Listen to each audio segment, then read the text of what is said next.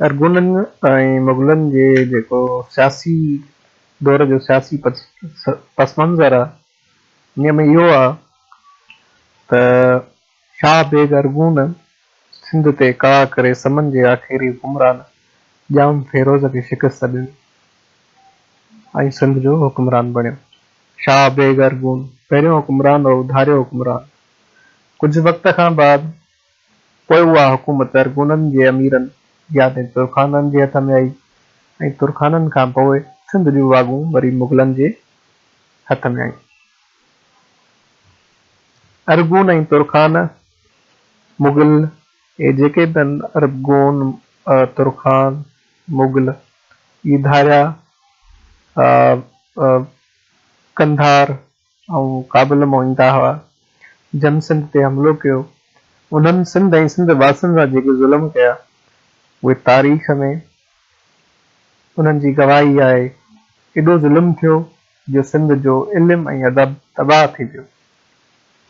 मथां वरी उन खां बाद में वरी इहा ॿी मुसीबत उहा आई जो फ़ारसी ज़बान जी एतिरी हिमत अफ़ज़ाई कई वई जो सिंधी शाइर ऐं आलिम बि फ़ारसीअ में शाइरी करणु लॻा।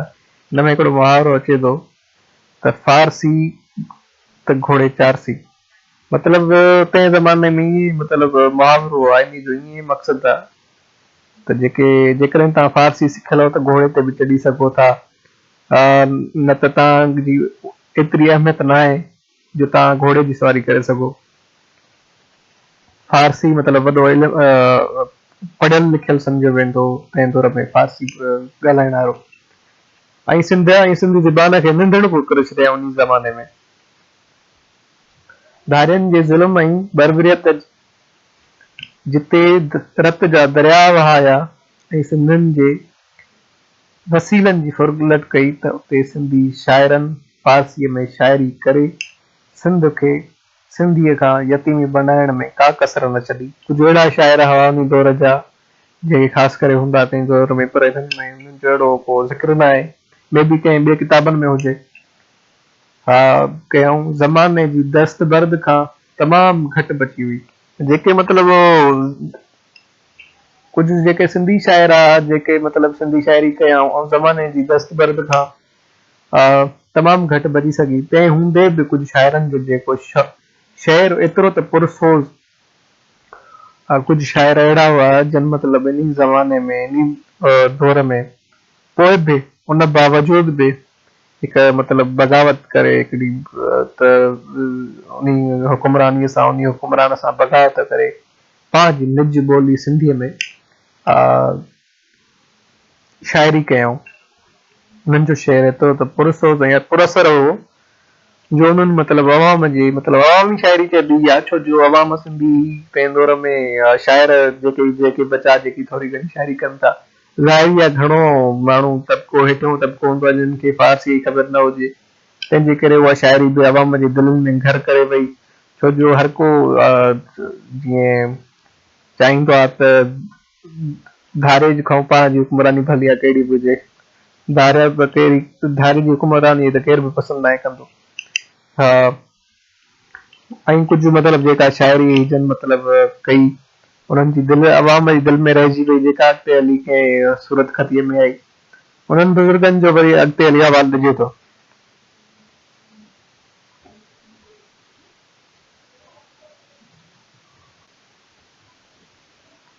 ऐं अवाम जे दिलनि में घर कयो ऐं अॼु ताईं महफ़ूज़ आहे। उन्हनि बुज़ुर्गनि मां कुझु शाइरनि जो मुख़्तसर हवालु ॾिजे थो ऐं हिननि जी वरी शाइरी जेका आहे कुझु किताब में पढ़ी सघिजे थी, किताब मां मिली वेंदी। हे मतिलबु हिन जो मुख़्तसर हवालु ॾिनो आहे त मखदूम नूर रहमतुल्लाह अलैह साईं जी सावाने आहे जेका 1505 खां 1590 ताईं आहे। बाक़ी शाइरी जो जेको कुझु कयूं, पाण हालाकंडीअ जो वॾो बुज़ुर्ग हो, ज़ाहिरी तालीम त थोरी हासिल कई पर क़ुर शरीफ़ जो तफ़सीर ॾाढे आलमाना अंदाज़ में कंदा हुआ। क़ुर शरीफ़ जो फ़ारसी में तर्जुमो ऐं मुख़्तसर तफ़सीर पंहिंजे हिकु मुरीद बहाउद्दीन गोदड़ियो खां लिखारायाऊं। क़ुर शरीफ़ जो उहो फ़ारसी तफ़सीर जेको आहे छपिजी पधिरो थी चुको आहे।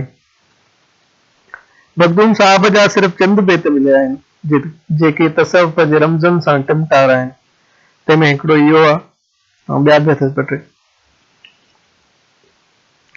उन खां बाद हिन अदब जो सभ खां वॾो शाइर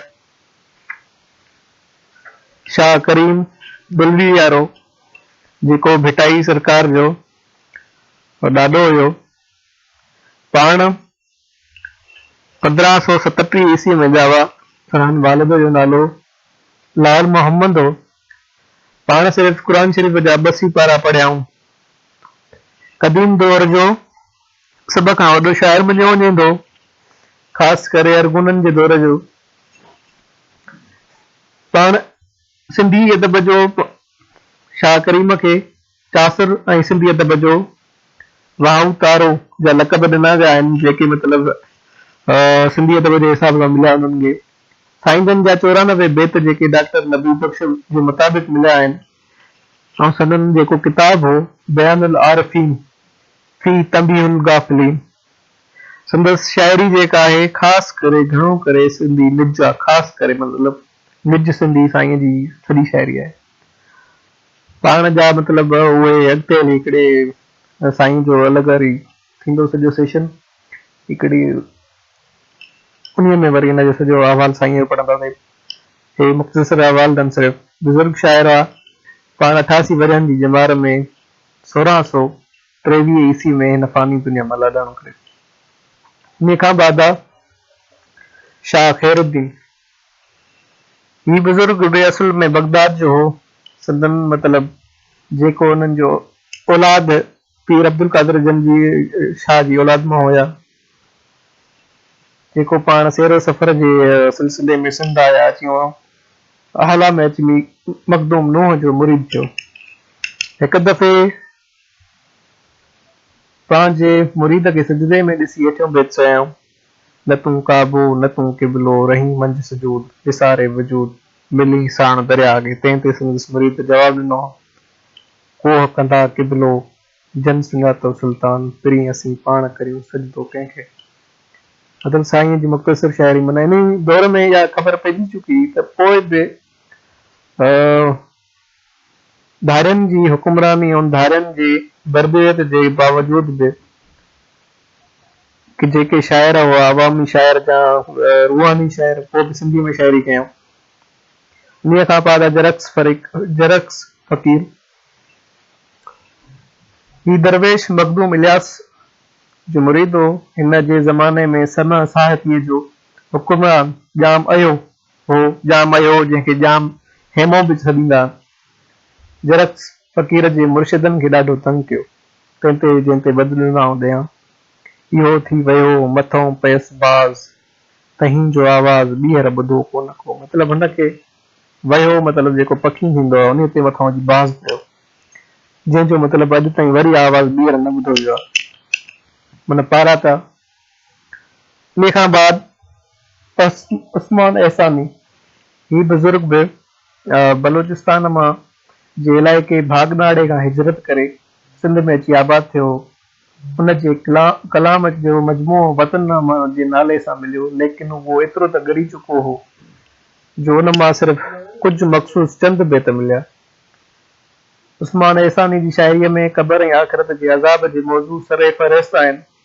उन में मतिलबु यानी आख़िरत जे हवाले सां सॼो सबक़ समायल आहे।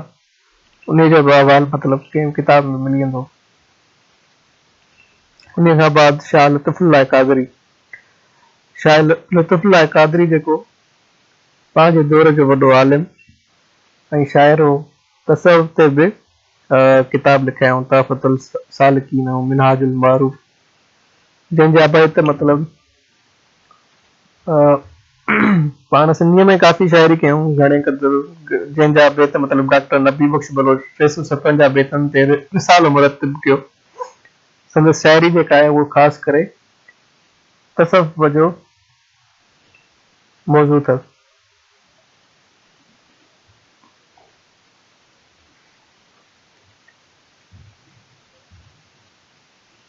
इन खां बाद हिन दौर जो अदबी जाइज़ो।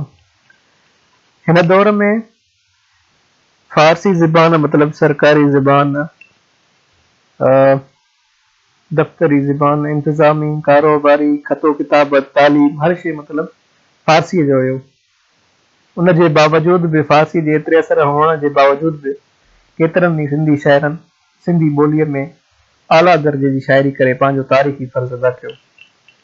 उन खां बाद हिन दौर में जीअं समन जे दौर में, सुमरन जे दौर में दास्ताननि खे तमसील तौरु इस्तेमालु करण जो आम रवाज पियो, ईअं ई हिन दौर में बि थियो। हिन दौर में बेत ॿिनि ऐं टिनि सिटनि खां वधी 5 ऐं 6 सिटनि ताईं पहुची वियो। पोएं दौर में समन जे दौर में 3 सिटनि ताईं पहुता हुआ।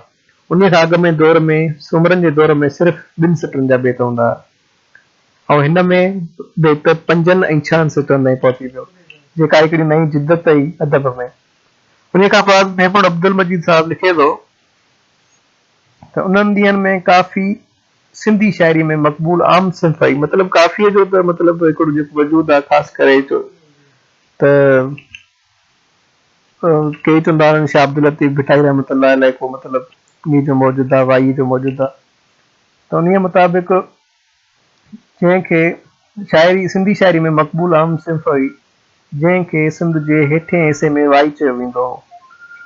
वाईअ जा के बाक़ाइदा नमूना न मिली सघिया आहिनि, पर आख़िरी दौर जे आख़िरी शाइर शाह इनायत रिज़वीअ जी रिसाले में वाई जा कुझु नमूना मिलनि था। मतिलबु को मतिलबु अहिड़ो न आहे, पर पोइ बि मतिलबु शाह इनायत रिज़वीअ जी रिसाले में वाई जा कुझु नमूना मिलनि था। हिन दौर में मज़हबी शाइरी कई वई, तसव्वुफ़ सां गॾोगॾु हुस्न ऐं इश्क, हिजरो फिराक बि शाइरी जा ख़ासि करे मौज़ू हुआ। मुआइशी मुआशरती हालतुनि जो बि अक्स कंदा हुआ। मुआइशी जेके सूरत हाल हूंदी उन ज़माने में सिंध जी, उन जो त अक्स मिले थो। समाज जूं महफ़िलूं बि थींदियूं हुयूं जिन में सिंधी बेत पढ़िया वेंदा हुआ। मतिलबु का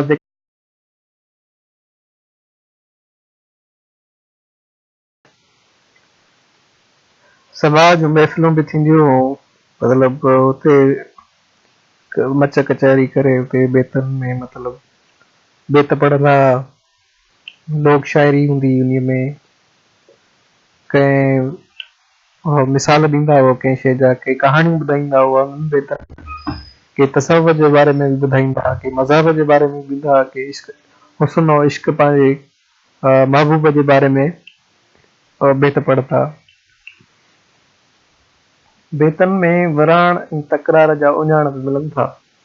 मज़हबी शाइरी बि कई वई, जंहिंजो सिटाक घणो करे अलिफ़ अशबाह ते ॿधल हो। अलिफ़ अशबाह पोइ हुन में पढ़ी आयासीं त अलिफ़ अशबाह जो मक़सदु आहे अलमंद आ जाते जो थियल हुजे, लिखियल हुजे हुते। उन खां बाद सिंधी ॿोली पंहिंजी निज सूरत में इस्तेमालु कई वेंदी हुई, जंहिंमें हिकिड़ो ख़ासि मिसाल कंहिंजो आहे शाह अब्दुल करीम बुलड़ीअ वारे जो, जंहिं पंहिंजो फ़र्ज़ बख़ूबी निभायो ऐं ख़ासि सिंधी सूरत में सिंधी ॿोली पंहिंजी इस्तेमालु करे शाइरी कई। उन शाइरीअ में मतिलबु निज ॿोली इस्तेमालु कई वई आहे। हिन दौर में काफ़ी शाइरीअ में तर्क दुनिया, तवक्कुल, फना ऐं बका चङी तरह ख़ासि उपतार कयल आहे। उन खां अलावा हिन दौर में जेका शाइरी ऐं मायूसी जो नाउमीदी जो काफ़ी असर आहे। उस्मान एहसानी जी जेका शाइरी आहे उन जे पढ़ण मां अंदाज़ो लॻाए सघिजे थो त उन वक़्तु सिंधियुनि सां कहिड़ी वेदन हूंदी हुई। मतिलबु उन में हिकिड़े अज़ाब जे बारे में आहे, कहिड़ा हालत आहिनि, कहिड़ा सूरत हाल आहिनि। बसि इहो अॼु नेक्स्ट वरी हिन जो जेको आहे हिन खां बाद कलोड़नि जो दौरु, उन में जेके शाइर आहिनि उन खां बाद वरी अॻिते हलंदा आहिनि। महिरबानी।